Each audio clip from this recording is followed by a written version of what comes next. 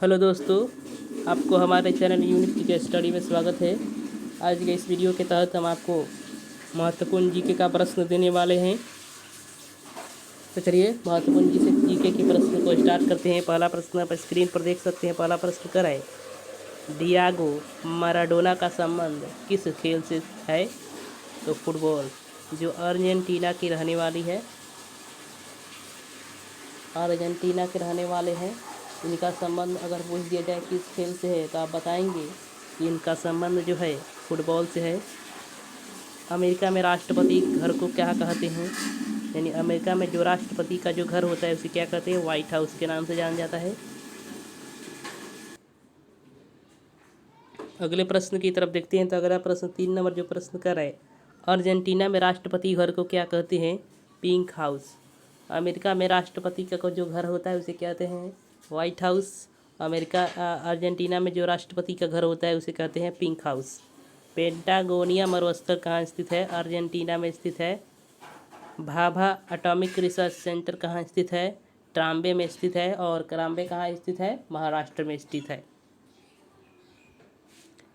अब है, कैंसर के अध्ययन को क्या कहा जाता है? ओन्कोलॉजी। ओन्कोलॉजी के नाम से जाना जाता है कैंसर के अध्ययन को। विश्व कैंसर दिवस कब मनाया जाता है? 4 फरवरी को विश्व कैंसर दिवस मनाया जाता है। कैंसर दिवस 2019 की थीम क्या है? I am and I will. मैं हूँ और मैं रहूँगा, इसका थीम है। और तंबाकू निषेध दिवस कब मनाया जाता है? 31 मई को तंबाकू निषेध दिवस मनाया जाता है।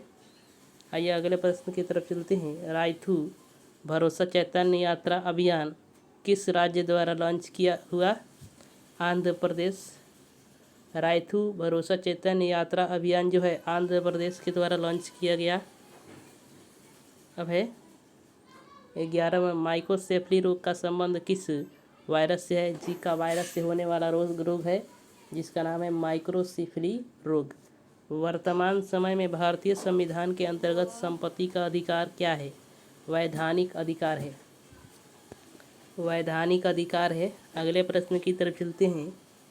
13 नंबर जो प्रश्न, सिंधु घाटी सभ्यता में लोहे का उपयोग हुआ था या नहीं? तो सिंधु घाटी सभ्यता में लोहे का उपयोग नहीं हुआ था, याद रखेंगे आप।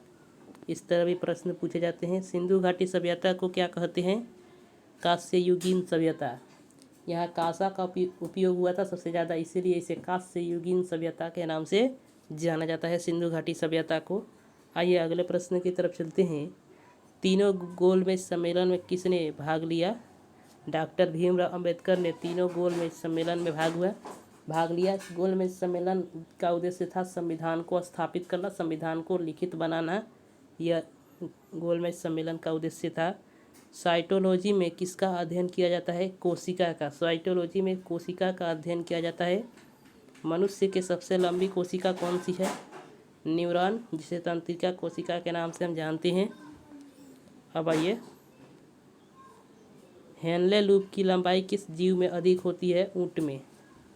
हेनले लूप की लंबाई जो होती है सबसे अधिक जो होती है ऊँट में पाई जाती है। आइए अगले प्रश्न की तरफ चलते हैं। अगला प्रश्न आप स्क्रीन पर देख सकते हैं। इस नंबर जो प्रश्न का है, पहला संविधान संशोधन कब हुआ था? पहला संविधान संशोधन 1951 में हुआ था। 9वीं अनुसूची किस संविधान संशोधन में आई? तो प्रथम संविधान संशोधन में 9वीं अनुसूची आई थी। 21 नंबर जो प्रश्न, 7वां संविधान संशोधन कब हुआ? 1956 में 7वां संविधान संशोधन हुआ था। आइए अगले प्रश्न की तरफ चलते हैं। अगला प्रश्न 21 नंबर जो कह सकते हैं, राज्य पुनर्गठन आयोग किस संविधान संशोधन में आया? 7वां संविधान संशोधन में राज्य पुनर्गठन आयोग आया था। 23 नंबर प्रश्न का, राज्य पुनर्गठन आयोग कौन था?